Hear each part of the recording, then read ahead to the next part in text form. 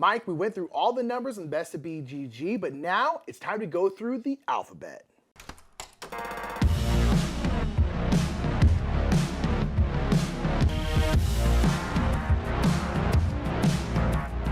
What's up, everybody? My name is Nick. I'm Mike. We are the Brothers Murph, and that's right, in this top 10, this will be another 10 series. So last series we talked about, if you didn't see it, we went through the top 1,000 games on Board Game Geek. Right. Took each 100 at a time and picked our 10 favorite games from each 100 as a 10 video series. Right. And we thought, we really enjoyed doing that. It was fun. A lot of people did it along with us. We thought it was super cool. Super fun, yeah. So now we're going to go with the alphabet and do the same thing. If we have the letter A, what are our 10 favorite games that start with the letter A? We're getting alphabetical now. Indeed, and we're also going by the main word. So A Feast for Odin will not show up here. It'll show up under F. Right. Also, we may have to combine some letters because I don't think we have 10 favorite X games. Yeah, we might do a little bit X of Games mixing. 1999. Ooh. X Games 2000 were great. I like that. But, so nonetheless, we're going to go to our top 10 games that start with the letter A. Let's do it.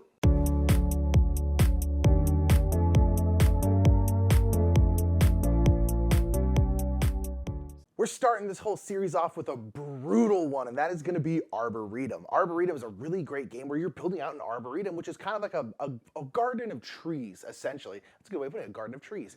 And it's a really pretty garden of trees. And so in this game, you are doing that. This game is very simple, but is really brutal in terms of the mind meltiness that happens in the game. So basically, on your turn, you are going to draw 2 cards. You can draw a card from the face down deck, or you can draw a card from one of the face-up discard piles. Every player has their own discard pile, and you can draw from your own. And then you're going to play a card to your Arboretum, which is going to be just a grid of these trees, and then you're going to discard a card to your discard pile. That's the entire game. That's all you do. It's super simple. But when it comes to scoring your grid at the end of the game, it gets really mind melty, because basically you have your grid of cards, your all different kinds of trees. I believe there's 8 in the game. Really beautiful Beth Sobel art. And basically how it's going to go is you can score a path of trees if it starts and ends with the same species of tree, like an oak tree or something like that.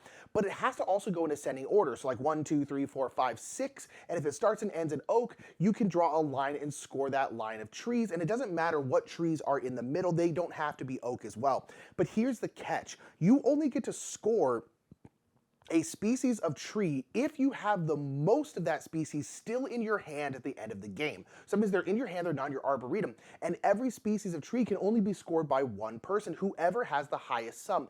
So it's this mind-melting puzzle of trying to get really high-scoring paths of tree in your grid while still keeping back enough cards that you get to score them. It's a really tough balance, and it's so much fun. It's one of those games where, like, from the amount of rules to the depth of strategy, it's got one of the biggest gaps in there. It's absolutely amazing. Love Arboretum.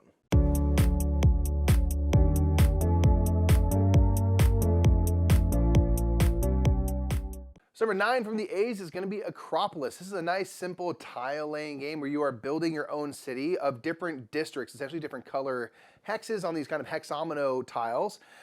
What's really fun is, tile laying games where you're creating little areas of a certain type of building and stuff. Like blue is the kind of, where people live, residential stuff, yellow are markets and things. Those are always just kind of satisfying games to put together. Each color has a different way that it kind of wants to be. Like blue, you want to have everyone together. Yellow are the markets. You want them to not be next to each other because they're competing with each other. You want monasteries of purple to be surrounded by other tiles and things like that. And this adds another level where you're not only building out, but you can actually stack on top of each other. These actually, I said dominoes, are actually 3 kind of hexes stuck together tiles. You are going to stack up, and what's really cool is then if you can build contiguous groups or whatever it is that you want based on the colors, they're going to be worth double value if they're on the 2nd level, or triple value if they manage to get on the 3rd. So you are trying to build out, and then as you cover stuff up, you don't want to cover up something that's valuable to you per se. And then on the tiles, there's also the multipliers for themselves. So if you build a bunch of blue out, but you have none of those little multiplying stars, it's not actually worth anything because it might be 17 times 0. So you want to try to get those tiles that give you those multipliers and invest in that way. And as you cover up these quarries and stuff, you get more stone, which allows you to kind of skip things in the market and choose things that are more newly added to kind of give yourself that preferential treatment. Akropolis is really fun. Again, if you like tile laying games and stuff, this one is easy to get into, but it adds something more with being able to stack up, and that's a fun puzzle to put together.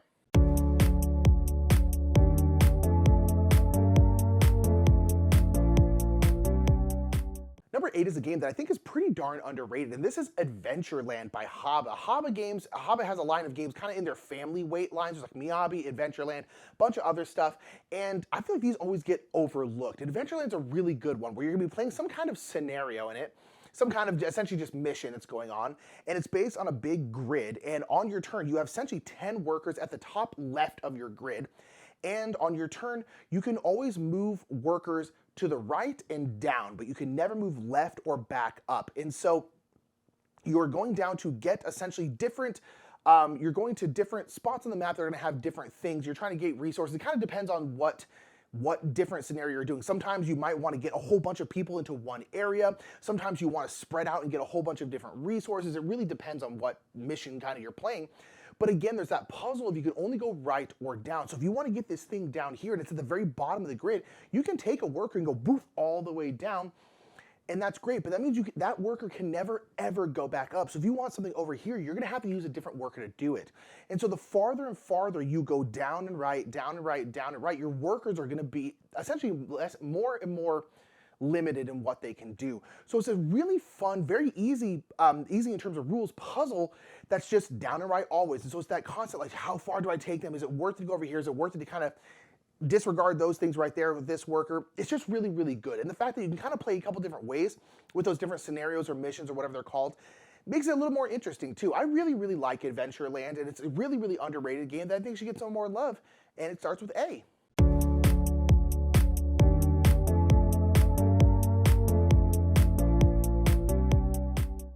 Number 7 is Azul. Azul is a classic. How could it not be on the list of the A games? Azul is a tile drafting game where you are putting together kind of a mosaic of these ceramic pieces, and you are taking them from these different factories or these different like little groups. And the rule is, if I'm taking from a group and I'm taking the red ones, for example, I have to take all the red ones from that group, then everything that's left over goes to the middle. There's also things you can grab from the middle. Same rules apply. You have to take all of the certain color you take. And then on your player board on the left side, there's different rows that have 1, 2, 3, 4, or 5 spaces to place those tiles. When you fill that tile, you take exactly one of those tiles and bring it over to your main board in that same row. You're trying to complete columns and rows and try to get all 5 of one of the colors and stuff into your board to kind of maximize your scoring. This game is just really easy to understand and kind of get into, but can be very tactical, and there's a lot of hate drafting in this one where I know you need blue, so I'm gonna take it just so you can't have it. Or I'm gonna leave you with all these tiles, you're gonna have to drop a bunch because you can't actually place them legally on your board, which loses you points and stuff like that. So I love just how tactical you can be, but it's an easy game to understand and get into. Azul has been so widely played ever since it came out. It's still very popular to this day, and for good reason.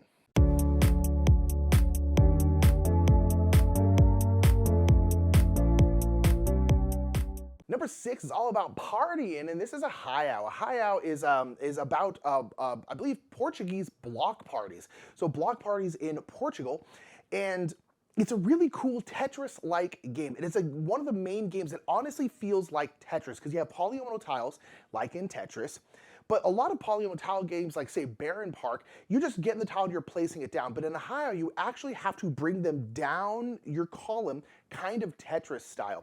And so it actually really does feel much, much more like Tetris. And on these tiles are different party goers, and you want people to come to your block party.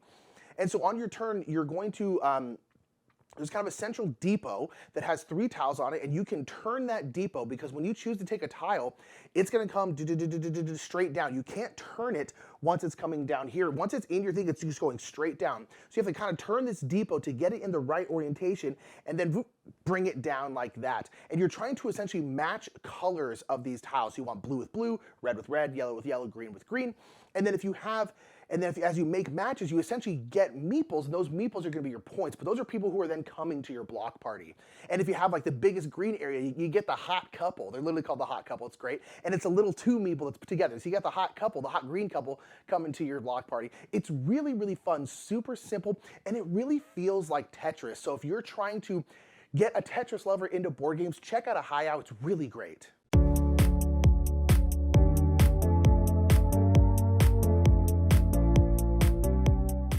Number 5 was one of the first games that we got into that was like drew us in based on its theme, I'll say. So this is a game where you are in this underwater world of like politics and intrigue, and there's all these sea creatures and stuff, and it's this Bruno Cathala game ultimately that's a simple kind of set collection game. You're going to be collecting types of cards, and you can turn in those cards and the strength that they provide to basically incur the influence of these kind of highfalutin people in your society, the the politicians of the world and stuff like that, your leaders. What's really fun is that it's simple, and if I'm going to get these cards and stuff, I'm hoping to get a really powerful card, and if I get a card and I don't want it, I can offer it up to everybody else. Or rather, I should say, everyone else gets to take a card before. If I pull out this like 3 shell, for example, people can take that card if they want, but they gotta pay me for that card. And I get these pearls. There's kind of this closed economy of pearls and stuff, and you're trying to maybe push your luck like, okay, I want everyone to go for this one. I'm not gonna buy this card either. I'm gonna draw a new card instead, but you're always the last person to have access to that card, if that makes sense, because people can buy stuff out from under you. So it's really simple. You can kind of get those cards, turn in those cards, you get those nobles. The nobles might have powers, one-time abilities, and things like that. And you're trying to get these locations based on the kind of strength of your noble folk to also get points. So it's a really kind of simple game that has this theme and this art and stuff that really makes you think you're in for a heavier experience than you are. And I think it's a good thing because it's a great way to get people into board games. It very much for us was that we're like, wow, I want to see more games in this world. I want to see a movie set in this world. It's really interesting. There's this always kind of backstabbing and intrigue and stuff for ultimately kind of a set collection-y, simple kind of game.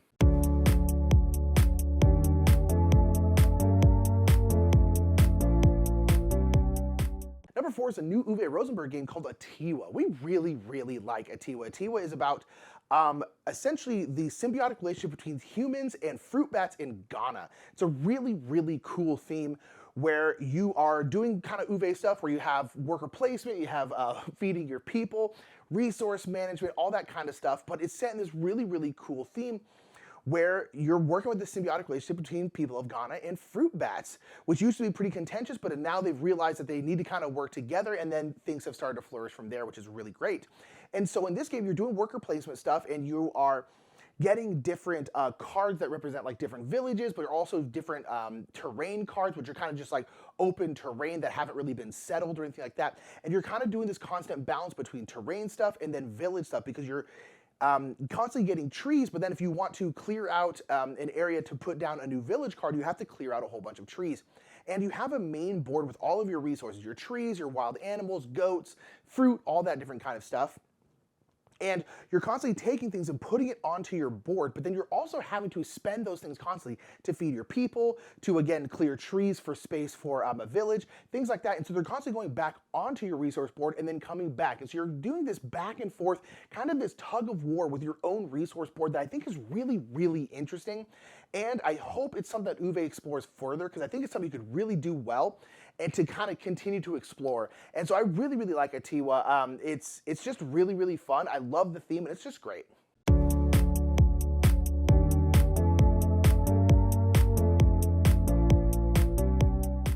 Number 3 is Architects of the West Kingdom. This has been in our lives for about 5 years now. This is we always call it a worker investment game, because you're placing out workers on your turn, but you have, I think, like a pool of 20 or so.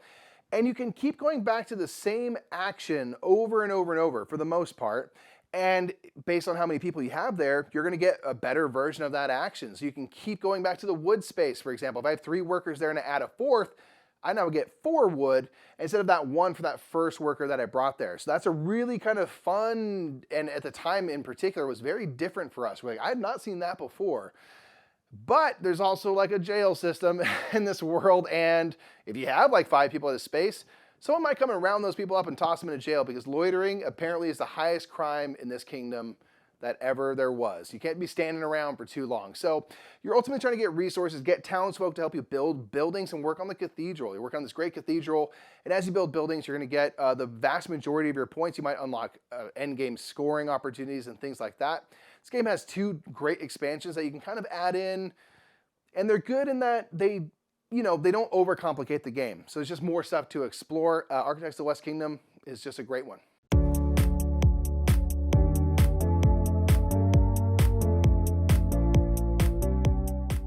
Number Number 2 is Abandon All Artichokes. That's right, it's this high on the list. Don't add us in the comments. Abandon All Artichokes is amazing. It's a deck wrecking game where you are trying to get rid of cards from your deck. So it's a deck building game where you're getting cards, but you're trying to get certain cards out of your deck, and those are artichokes. Apparently, you have this big vendetta against artichokes in this game, as you should. No, they're great. Artichokes are amazing. Who thought to eat artichokes for the first time? Who's like, that spiky ball?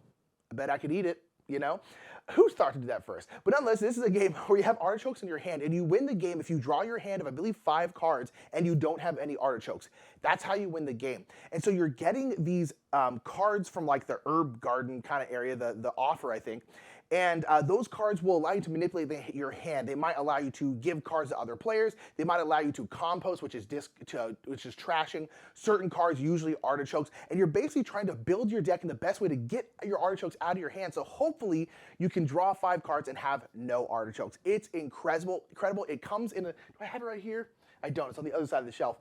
It comes in this little like artichoke shaped tin. It's amazing. I love Abandon All Artichokes. I'll never apologize for it.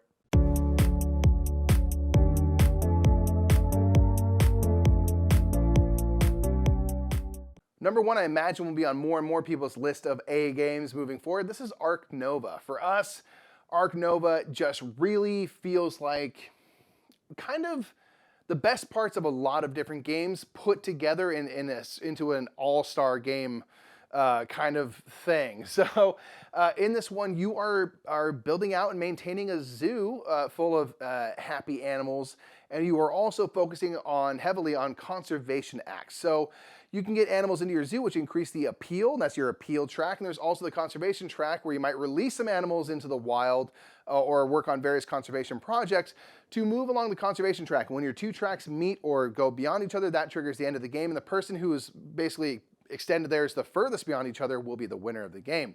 So this game is, it's got that track from kind of Rajas of the Ganges, which we love. It's got kind of similar tableau building with card tags that you get from Terraforming Mars. There's an action selection system which is really dynamic, which we hear from Civilization New Dawn. So it's got lots of great stuff, but it creates a theme that we really enjoy. We like animals, we like zoos, we like the kind of conservation effort that zoos do and really kind of home in on these days. So it's kind of got all the stuff that we want in a game and fantastic mechanisms to go along with it. There's an expansion coming out, so can't wait to explore that. It's been wildly popular ever since it came out, and I don't see that changing anytime soon. So our number 1 is Arc Nova. So those are 10 games starting with the letter A that we really enjoy. Yeah. Listen, we haven't played Agricola. That's why it's not on there. Don't add us. That's right. Don't do it. Yeah, sorry. It's not that we hate it. We just don't like it. I already like Caverna better anyway, so I don't need to play. Indeed. So that's our top 10 games that start with the letter A. Down in the comments below, do this whole series along with us. It'll be at least probably 20 videos long. It'll be a long one, so it'll be really, really fun to do. You can go ahead and do it along with us. Until next time, we'll see you later. My name's Nick. I'm Mike. We're the Brothers Murph, and we'll see you later. I already said see you later, though.